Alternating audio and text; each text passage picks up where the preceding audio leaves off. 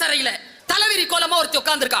தலைவிரி கோலமாக உட்கார்ந்து இருந்தவளை போய் பார்த்தவன் அர்ஜுனன். திரௌபதி நல்லா இருக்கிறியாமா?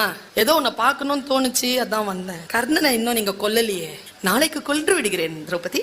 அவனை கொல்வதற்கு முன்னால் உன்னை பார்த்து விட்டு போகத்தான் வந்தேன். இப்படி பேசிக்கிட்டே இருக்கும்போது தர்மர் உள்ள வந்துட்டாராம். தர்மனுக்கு தெரியாது இவன் உள்ள இருக்கிறான்.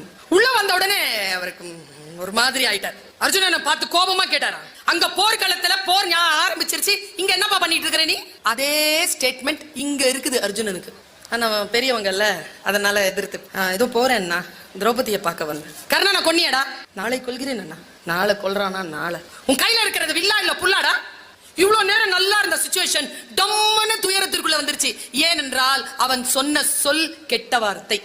அர்ஜுனன் தன்னுடைய குருவின் மீது ஆணையிட்டு இருக்கிறானாம், என் காண்டிபத்தை யாரேனும் குறை சொன்னால் அவர்களை சிறைச்சேதம் சென்று செய்து விடுவது, இல்லை என்றால் தான் அக்னி சமாதி அடைவது. ஓன்னு அழறாங்க திரௌபதி.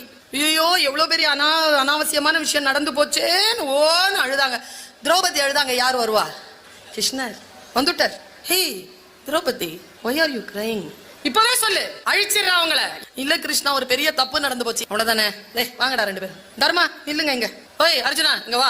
என்ன சொன்னா? காண்டிபத்தை குறை சொன்னான். கொன்னுடு. கொன்னுடா. ஓ நடுறா திரௌபதி. கொல்ல முடியாது. அண்ணனை எப்படி? கொல்லணும்னா கொல்றது இல்லடா, சாஸ்திரப்படி கொன்னுடு. சாஸ்திரப்படி கொல்றதுன்னா என்ன? அவனை விட பெரியவன் தானே? ஆமா. அவனை எதிர்த்து நீ வா போன்னு சொல்லு. உன்னை விட வயசானவன் தானே திட்டு.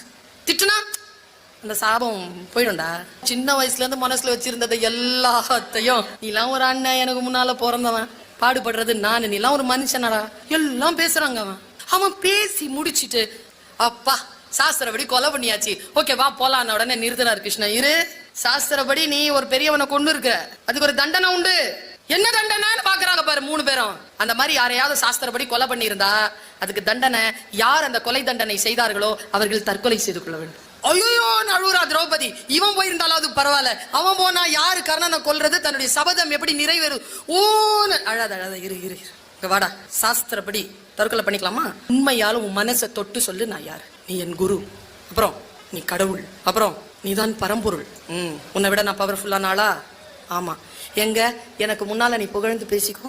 நான் இந்திரனாக்கும் சந்திரனாக்கும், நான் அர்ஜுனனாக்கும், நாளும் தெரிஞ்ச நல்லவனாக்கும் வல்லவனாக்கும், நான் தான் கட்டின திரௌபதியை இவங்கெல்லாம் என்கிட்ட தான் எடுத்துக்கிட்டாங்க, நான் தான் இந்த உலகத்திலே அதிக அற்புதமான வில்லாத வீர சூரன், எல்லாம் பேசிட்டான்.